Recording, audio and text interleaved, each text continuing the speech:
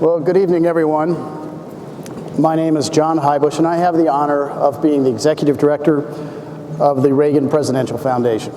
It is my pleasure to welcome all of you here this evening. In honor of our men and women in uniform who defend our freedom around the world and protect us here at home, if you would please stand and join me for the Pledge of Allegiance. I pledge allegiance to the flag of the United States of America and to the republic for which it stands, one nation, under God, indivisible, with liberty and justice for all. Thank you. Please be seated. Before we get started tonight, there's one special guest I'd like to recognize. He's a member of the Reagan Foundation Board of Trustees, a long time family friend of the Reagans and huge supporter of the Reagans, and also the former ambassador to the Court of St. James, Great Britain, for President Bush, Mr. Bob Tuttle. Ambassador, thank you for coming.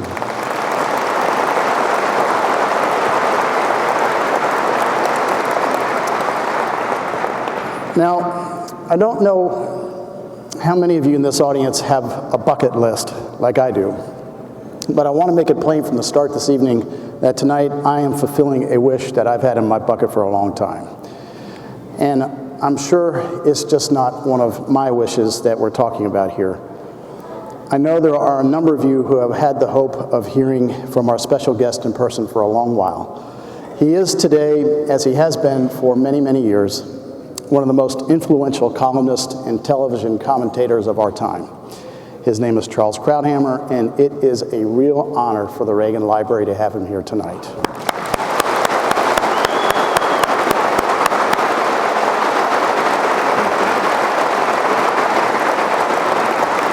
Now, I don't have any interest in simply reading off a long list of his accomplishments. It would take all night.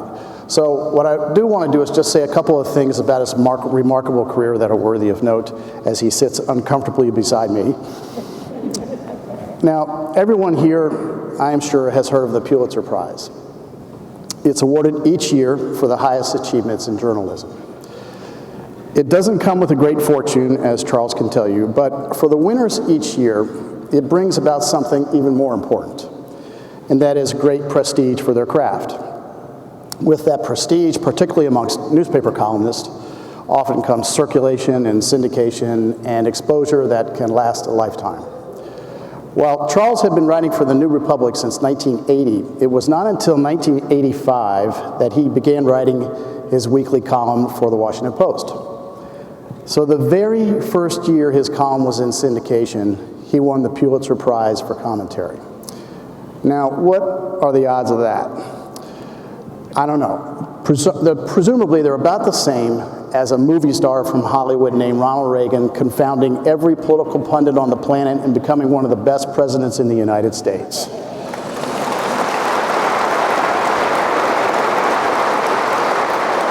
Now, as Charles well knows, you can only win the Pulitzer in each category of journalism once in your life. For commentary, he can never win it again.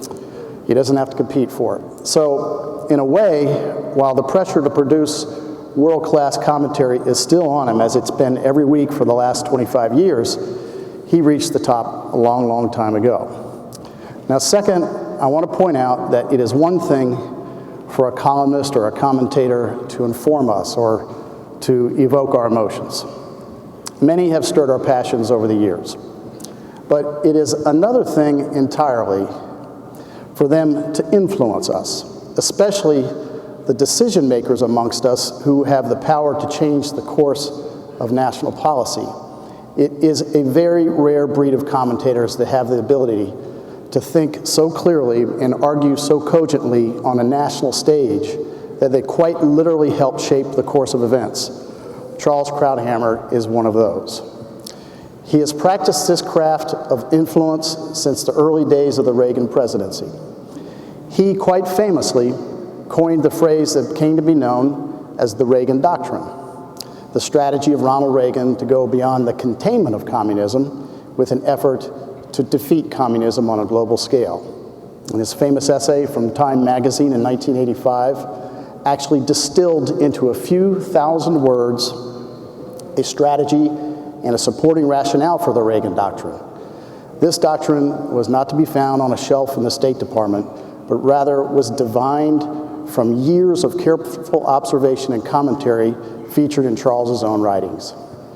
As to his writings, you will find just a sampling of the best of them over the years in his recent book, Things That Matter. It is a fabulous read, and for anyone sitting out there that hasn't bought this book yet, you really should, and you have a chance before, during, after dinner, right up there on the second floor to buy a copy. It's really, really worth your while. It has debuted already as the #2 bestseller of the New York Times list, and what that usually means is by next week it'll probably be #1. So,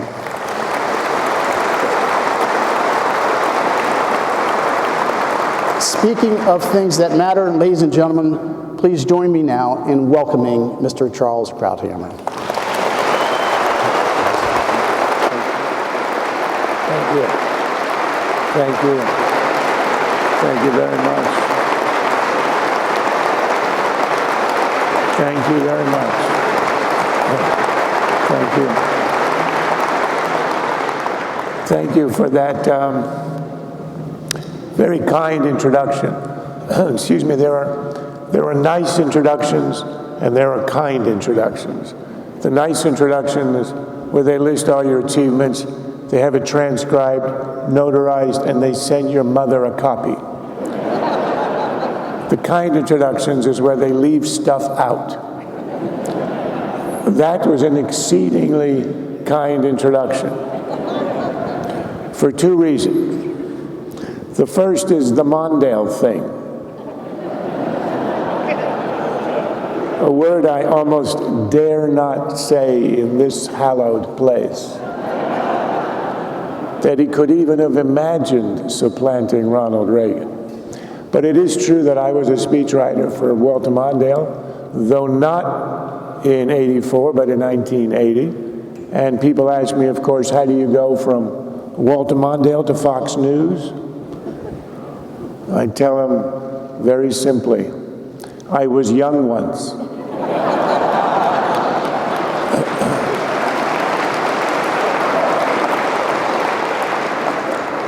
And if I could be so sacrilegious, so was Reagan, actually.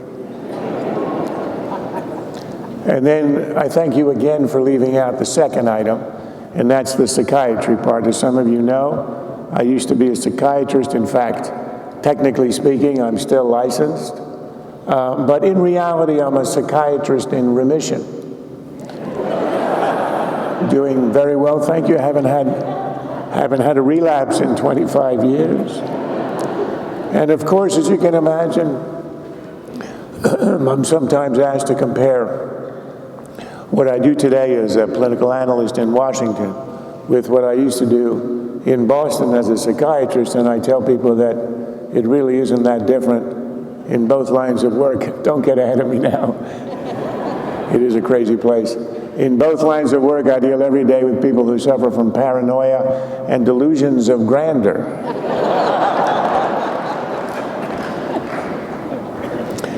The only difference is that in Washington, the paranoids have access to nuclear weapons. Makes the stakes a little higher and the work a little more interesting. I'm delighted, I'm truly honored to be speaking here at the Ronald Reagan Library, to be in the presence of all of you here. But truth be told, I'm happy to be anywhere where Juan Williams can't interrupt me.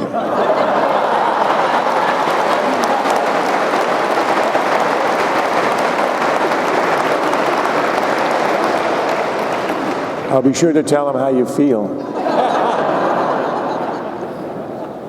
Barack Obama once said something that I think is the least quoted of his remarks, and probably the most important. He said this during the 2008 campaign, and he said, Ronald Reagan was a historically consequential president in a way that a Bill Clinton was not. Now, in part, that was to enrage the Clintons, which is understandable, but in part, it was profoundly true. And what he meant is that Reagan did something extremely unusual in American history. What Reagan did is to alter the ideological trajectory of the country.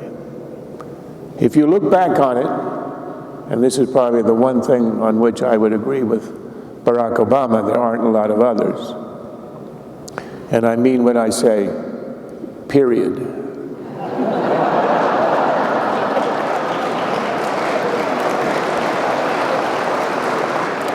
Sorry, I couldn't resist. If you look at the ideological trajectory of the United States, you would have to say that there was a 50-year liberal ascendancy. It begins with FDR, with the New Deal, and an ascendancy doesn't just mean that you get into power, you enact your agenda. What it means is that when you inevitably lose power, because we have a rotation of power in our system, the other guys, they come in and they retain what you did. They don't roll it back.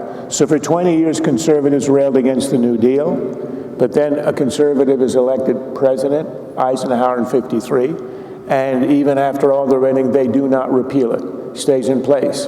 Then you get a second burst of liberalism with Kennedy Johnson, the Great Society, and Nixon comes into office. He not only accepts the premises of the Great Society, but he expands it. He's the one who created the EPA. He's the one who gave the teeth to the EEOC. He essentially institutionalized affirmative action. That defines an ideological ascendancy. And that's a 50-year arc until January 20th, 1981. Ronald Reagan is sworn into office, and within 10 minutes, he says in his inaugural address, government is not the solution, government is the problem.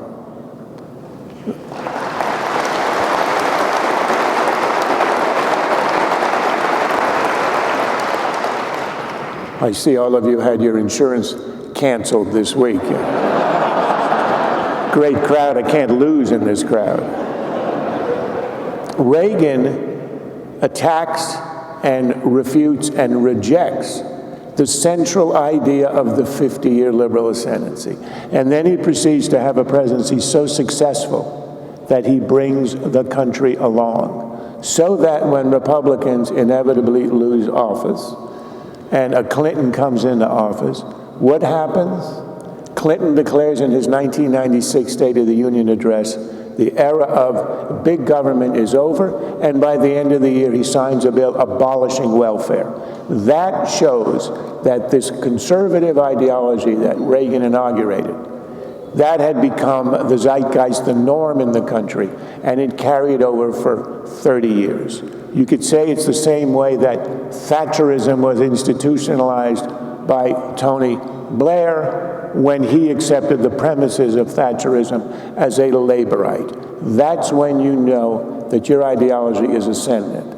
And what's so interesting about Obama is that he sees himself as the man who would reverse that, as the anti-Reagan, the man who would return us to a liberal ascendancy, a kind of New Deal.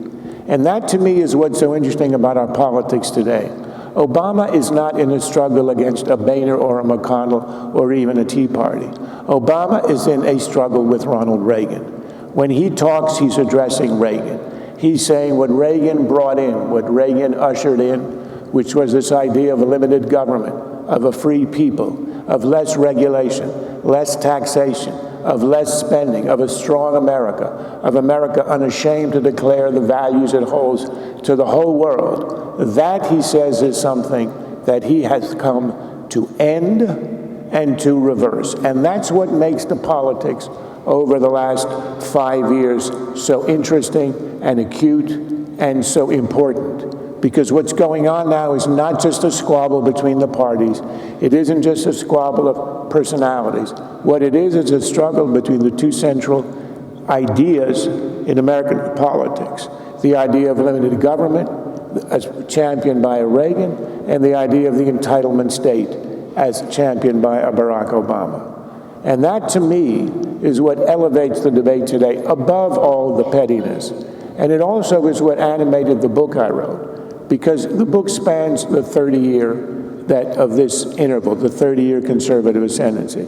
It's a complete coincidence, but it happens that on the day that Ronald Reagan was sworn in 1981, that was the day when I began my career in journalism.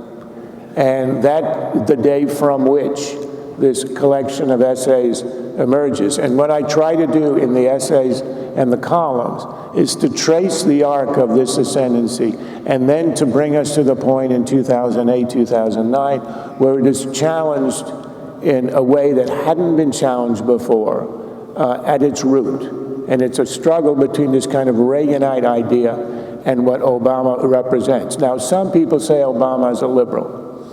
You know what a liberal is? A liberal is somebody who doesn't care what you do as long as it's mandatory. Until Thursday of this week, that was a joke. But then Obama actually said in this speech he gave about the canceling of insurance, what he basically said, and Jay Carney repeated it, you can have any insurance you want as long as it's the ones that we tell you you have to have. They said this with a straight face, completely unaware of their own irony. But I don't even think Obama is a liberal. I think he's beyond that. That would describe a Clinton. I would describe him as a social democrat, meaning someone in the tradition of the European parties of the left. People ask me, what's a social democrat? There's only one way to answer. It's with the story about Winston Churchill, who's also in the book, one of my heroes, the hero of the 20th century, I would say. Churchill was defeated in the election immediately after the Second World War. He becomes leader of the opposition, and Clement Attlee, the leader of the Labor Socialist Party, becomes prime minister. So one day Churchill goes down to the men's room in the House of Commons, and there, standing alone, there's no one else there, is Attlee. Churchill goes all the way to the other end of the men's room to a stall 15 urinals over. Don't worry, that's as weird as it gets. And Attlee looks over and says, feeling a bit standoffish, are we, Winston, today? And Churchill says, not at all, my dear Clement. It's just that every time you see something large, you want to nationalize it.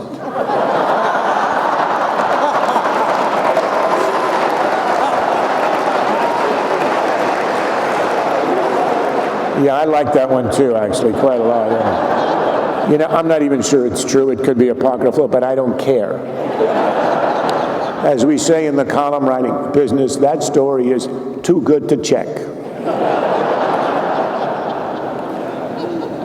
Obama is a guy who, when he sees large things, healthcare, energy, education, he wants to nationalize them.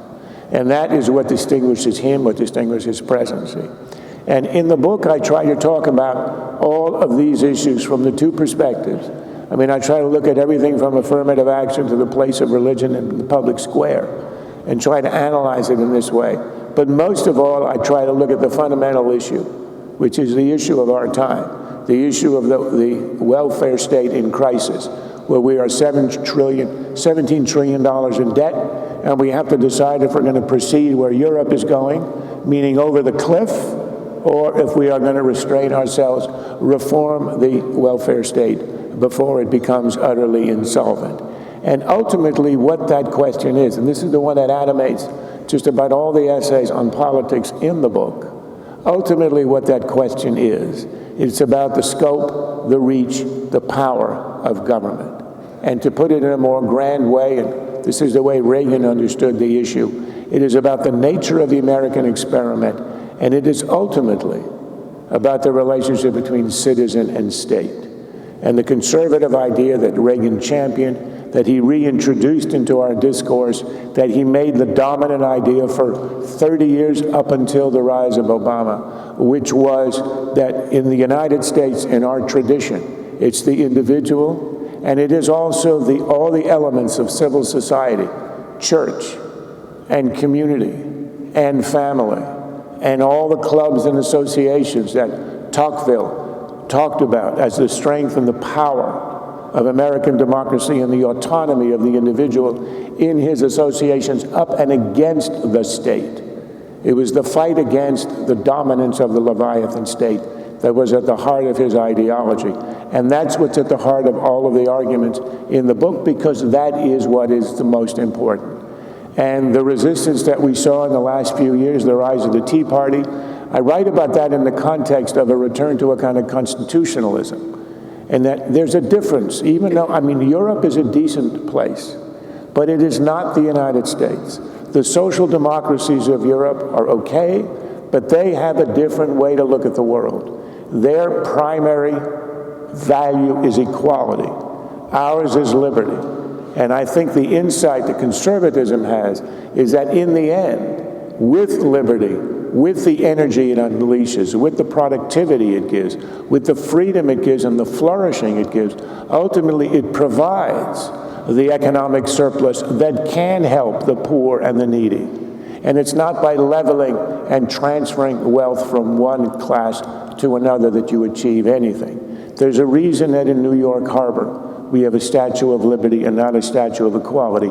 It defines the essence of the American experiment.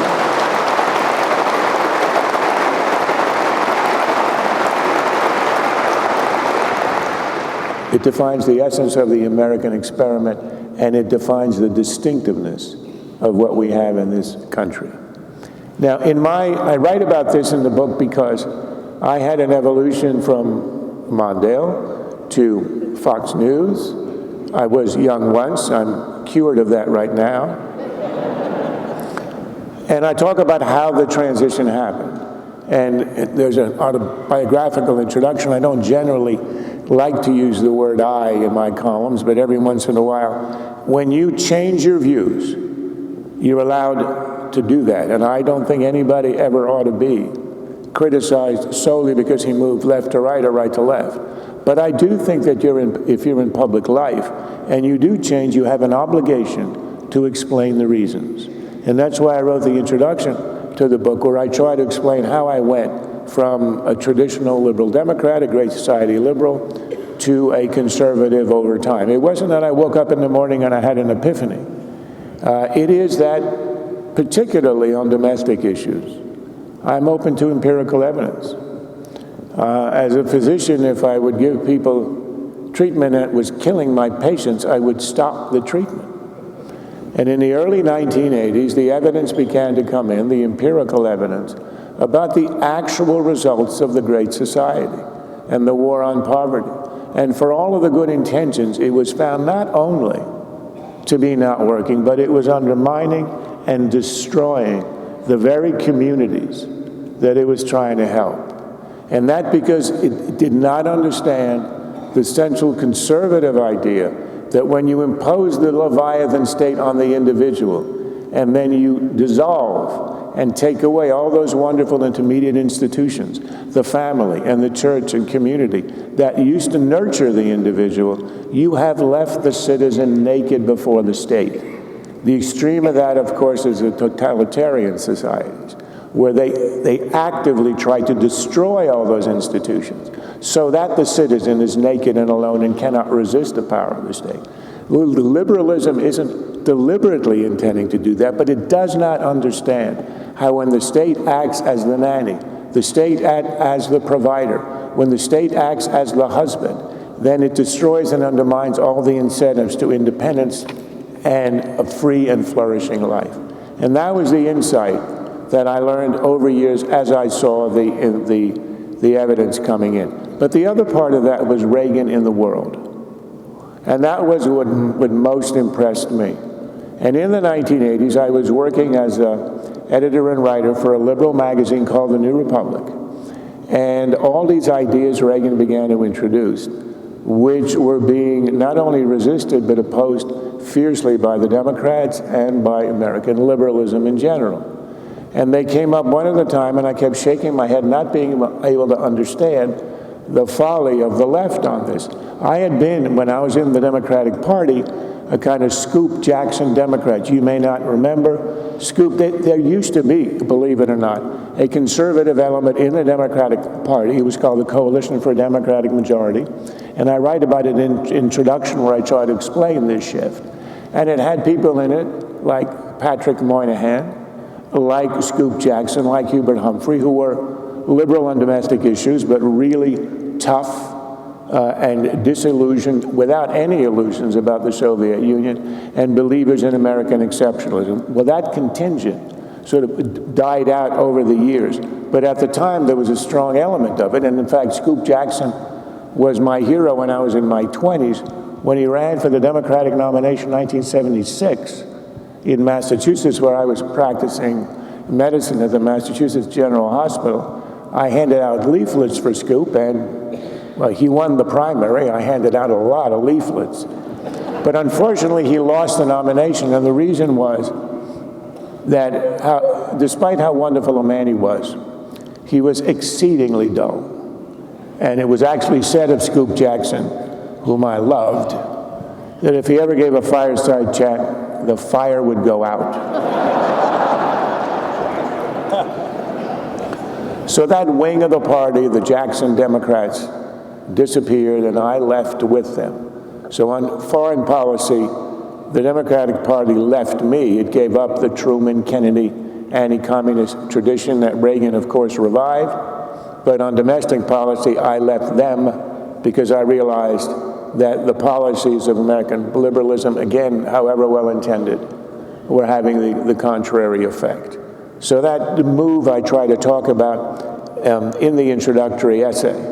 And at the time, I was considered somewhat eccentric by my colleagues at the New Republic, eccentric and then a little bit heretical. And in the end, I left that church and I found my way to the other side.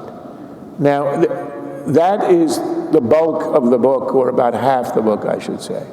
The politics that have always intrigued me, that's how you know me as a commentator on politics. But I wrote the book actually with a different intent. I wanted at the beginning to collect only the columns on stuff that has nothing to do with politics. I was going to call the book Politics Isn't Everything. And the reason is that as some of you might know, I have certain eccentricities. And I've written about stuff other than politics: chess, baseball, Halley's Comet, border collies, smartest dog in the world, Fermat's last theorem, the Fermi paradox. There's a chapter on the Fermi paradox where the great physicist asked the question, we know there are millions of habitable worlds out there, so there have to be millions, at least, of intelligent civilizations. Why is it that we have never heard from any of them? And of all the explanations, this will probably depress you no end, but remember this, that I'm a psychiatrist, so I can write you prescriptions. At the end of the talk, you come up here, I'll take care of you with antidepressants. The most plausible explanation is that civilizations that achieve consciousness and a high enough science to be able to transmit signals destroy themselves. And that is what has always impressed me. And the reason I decided I could not simply write a book about the things that are elegant, beautiful, sublime, that elevate the soul, poetry and music, sport, all of those things that make us fully human.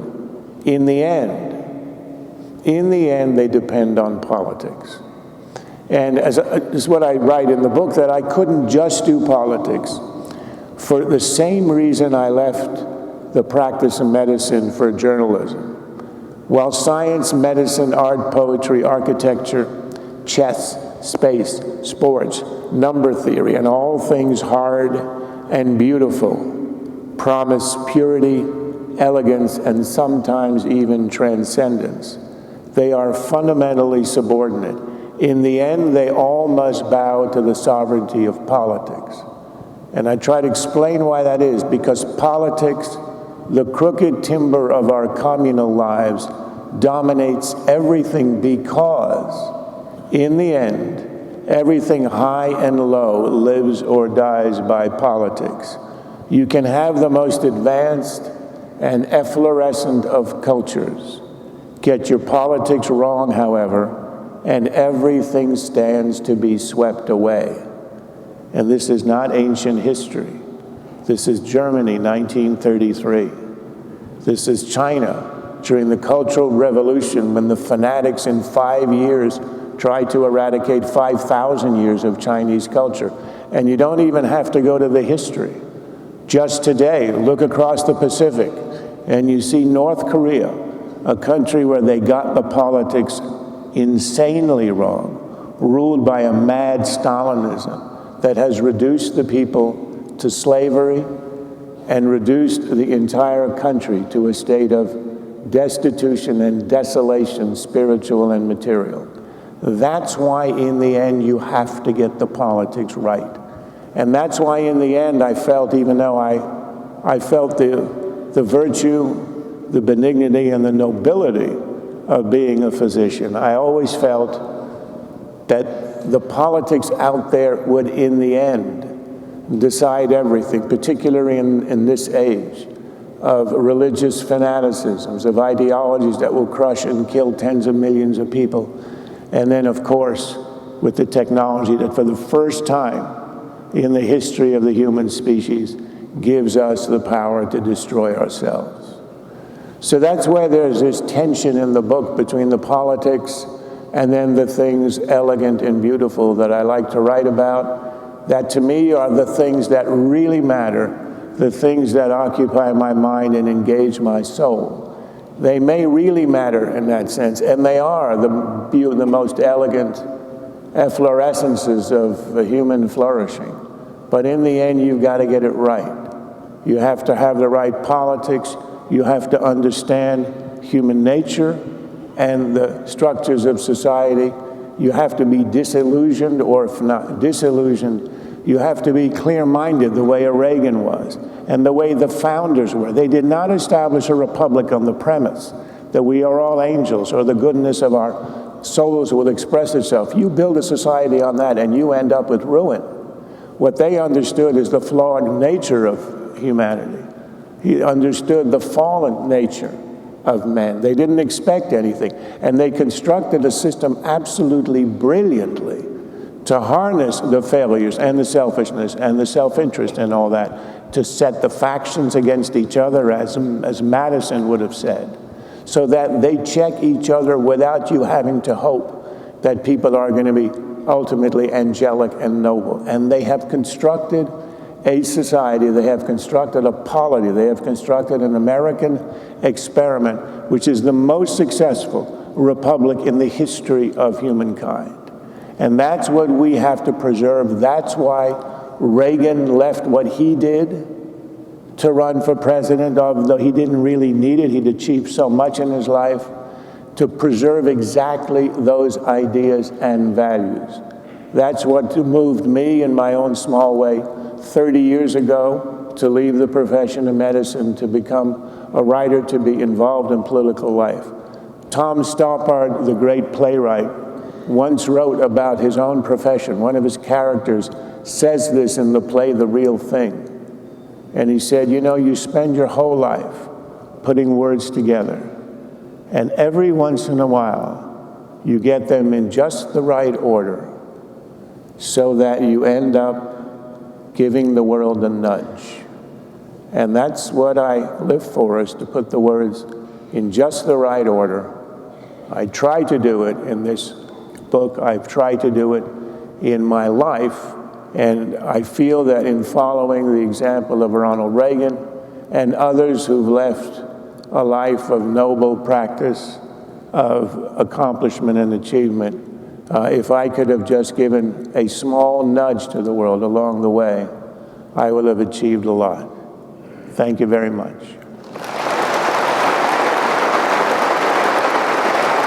Thank you. Thank you very much.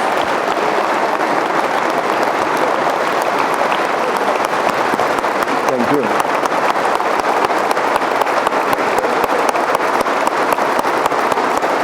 Thank you.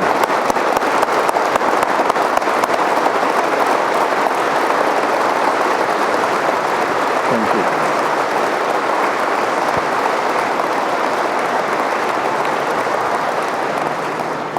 Well, Charles has been kind enough to agree to spend a few minutes answering some of your questions. The only request that I would have is that if you have a question if you could raise your hand and wait until a microphone actually gets to you. We have staff based throughout the audience, and you need that mic so we can hear your question clearly. We'll start right over here.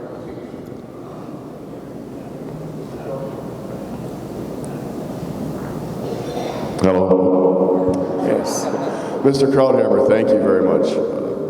I'm concerned about having a younger set of people come up in the political ranks. I have a child who's 24 years old, and although he's concerned about things going on in the world, he doesn't seem too concerned about being a leader. So what do you see in the 20 and 30-year-olds going to come up in the conservative ranks? If I heard you correctly through the echo, and that, of course, is the vast left-wing conspiracy at work. It's amazing. It follows me everywhere. You're asking about the involvement of young people in politics. Actually, this will probably shock you, but I tell them not to get involved in politics at the young age. That's when you should be having fun. You really ought to be out there finding your way, finding your profession, finding your mate, and leave the dreary stuff, important as it is to old folks like us who are sort of worn out already. But I mean, I really do think that the experience that comes with life is really what deepens one's understanding of the world. And I'm never surprised that the other side wins the youth vote. You know the famous line from Churchill, if you're not a socialist when you're 20, you have no heart. If you're still a socialist at 50, you have no head. So wait till you're 50 to vote. That way we'd win every election.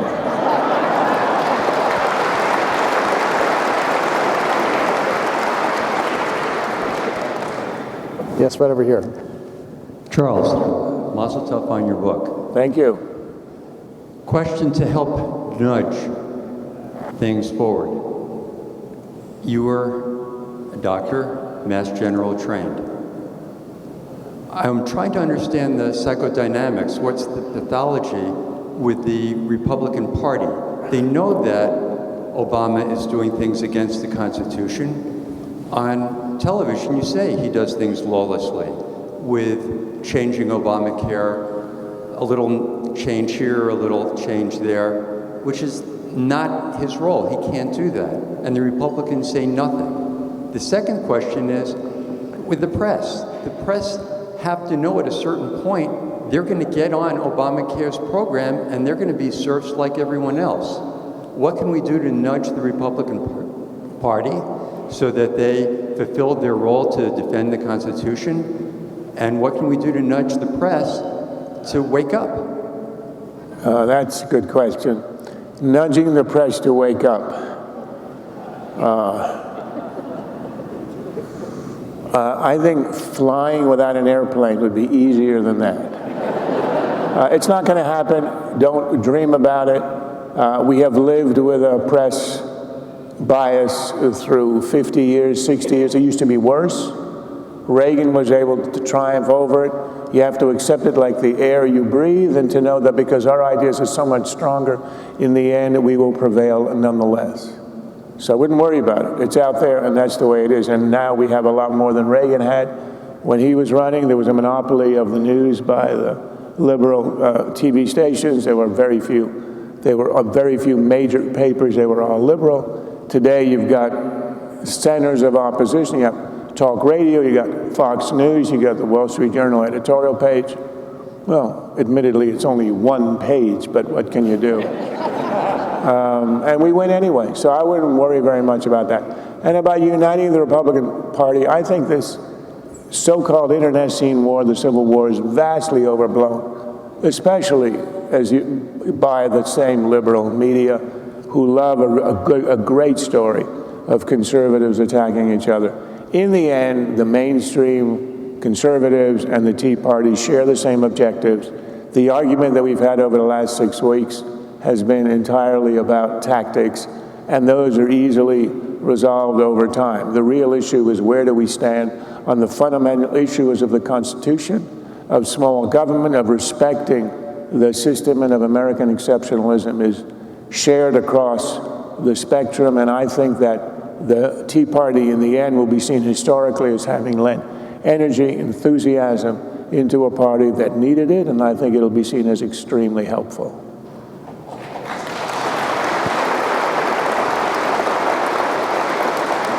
Just right over here.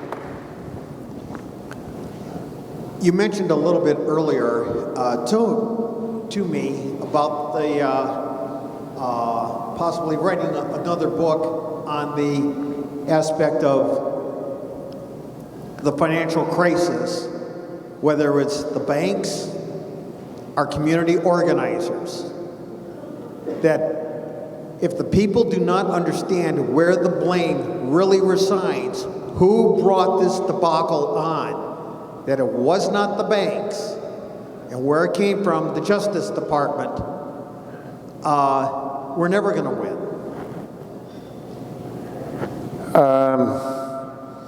This probably isn't the best place to get into an argument about the Federal Reserve. I would welcome it in another setting, but I would just say that it's less important for us to locate the source of that problem. It is from the point of economics. But I think the real problem in the country is the growth of the idea of dependency, the growth of the idea of the state as being the caretaker, and trying to resist that with the traditional idea of American exceptionalism and American individualism. And I think that really is the key. So these I think are peripheral issues.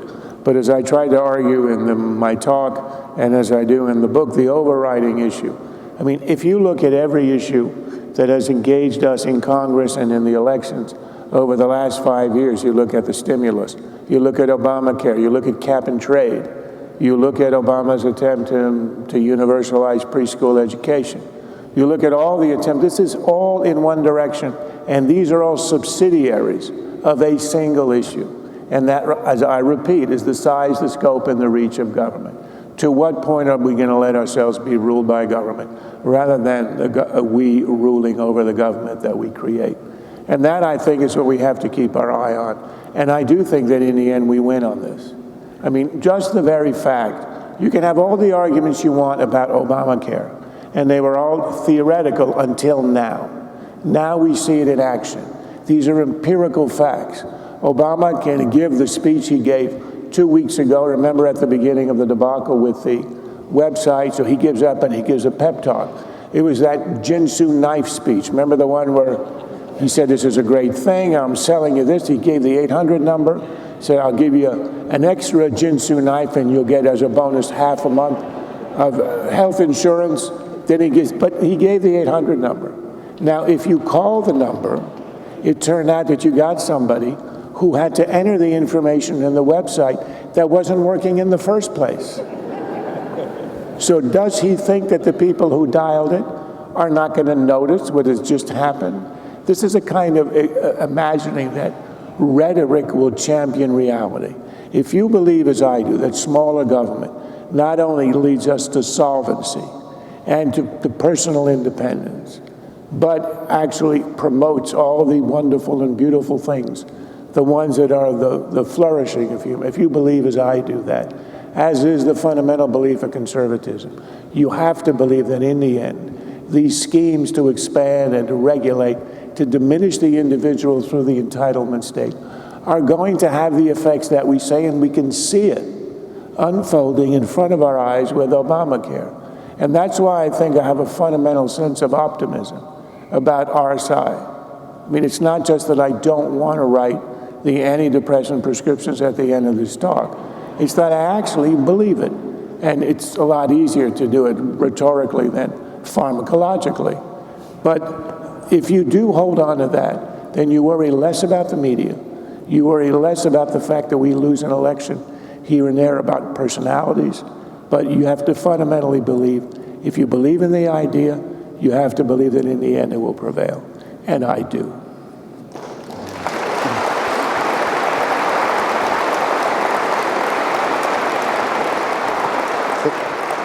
We've got time for 2 more questions. We'll go here and then over here, please.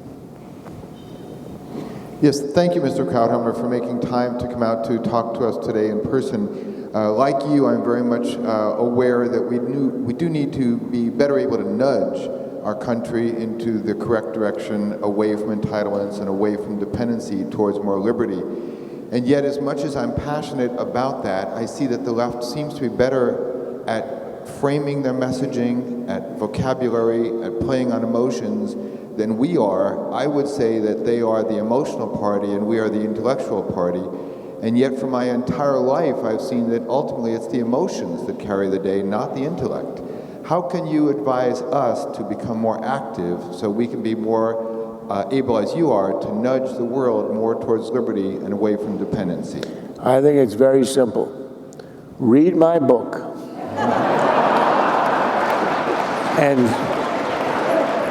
and send a copy to every liberal you know.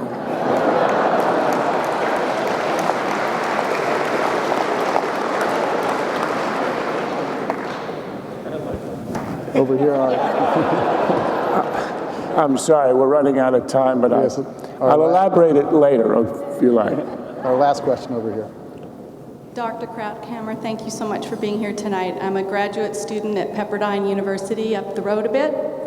Had an opportunity to meet you this past summer at the Bradley Symposium.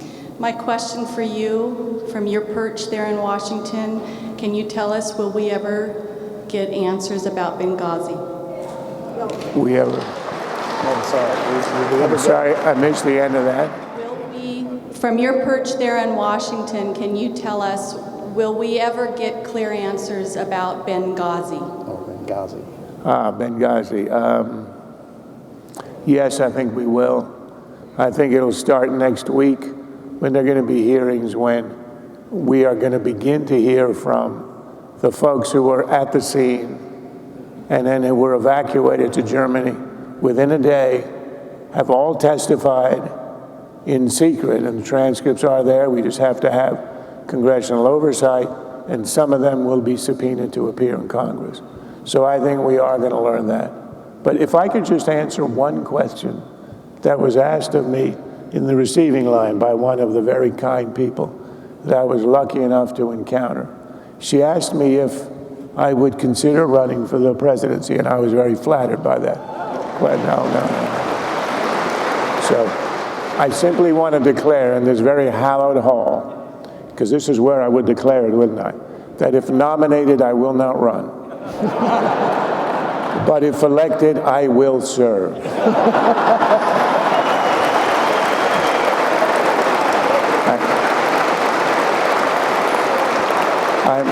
I'm just lazy, and I don't want to have to go to the Iowa State Fair. No offense to Iowa. Thank you all very much. You've been very kind. Thank you.